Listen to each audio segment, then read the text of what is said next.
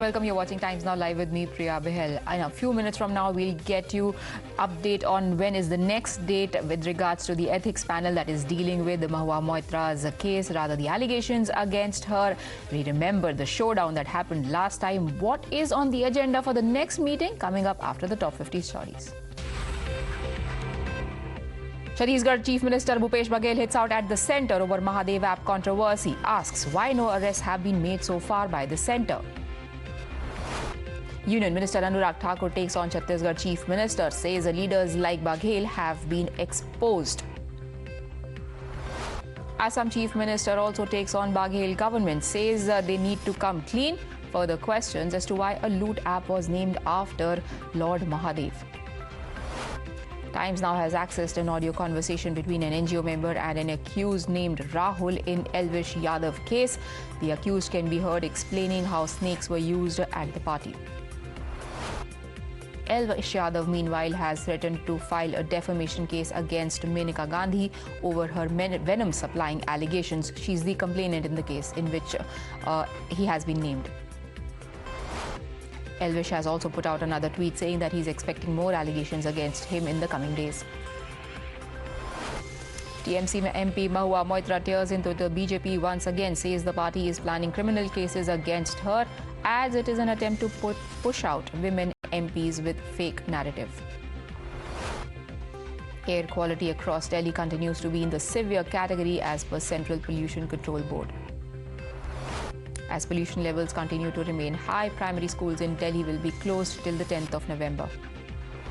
Delhi Environment Minister says smoke of stubble from Haryana and Uttar Pradesh is reaching the national capital and that is to blame. Israel continues its bombardment of Gaza Strip. Flares in northern Gaza illuminated buildings in the city. According to Hamas-run Health Ministry, Palestinian death toll has now crossed 9,448. IDF troops have uncovered multiple access points during their operations in northern Gaza. Hamas obstructs civilians from getting to safety. UN Secretary General and agencies working to provide aid in Gaza condemn Israel's airstrike on an ambulance. 15 people killed, 60 injured in the strike. Israel has said that it was a Hamas activist who was hiding in that ambulance. That is why the strike. Meanwhile, thousands of protesters gathered to march down the streets of Washington, D.C. calling for a ceasefire in Gaza. Jordanian king meets Blinken and Arab foreign ministers, calls for an immediate ceasefire in Gaza. Biden has indicated that there is progress on securing a humanitarian pause in the war between Israel and Hamas. Senior Hamas official Osama Hamdan says that U.S. State Secretary Antony Blinken cannot build an Arab coalition that is against the Palestinian people.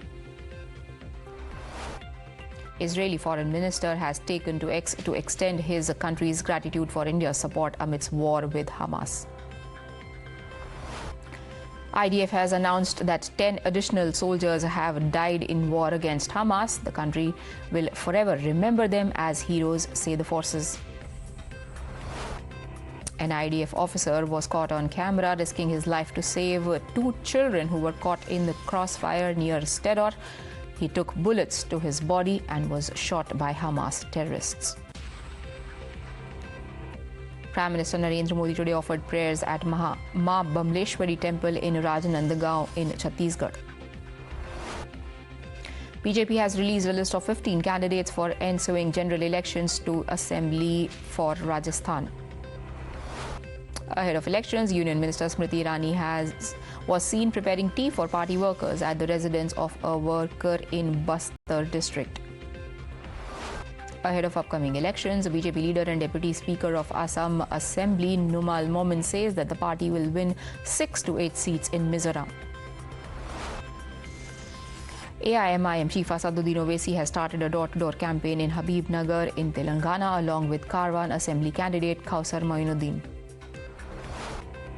Posters have been put up outside Bihar Deputy Chief Minister Tejasvi Yadav's residence that show him as a future Chief Minister of Bihar.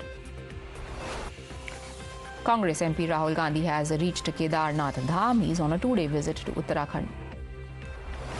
Major fire broke out at a stubble storage house in Firozpur. Fire tenders were at the spot to bring situation under control. Fire officers confirmed that 3 people have been injured.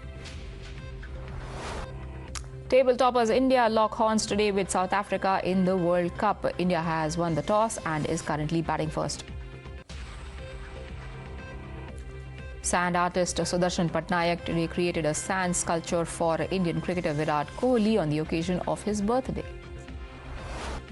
Virat Kohli fans also celebrate his 35th birthday in Kolkata by cutting cakes and making a 35-foot banner depicting him playing his trademark cover drive.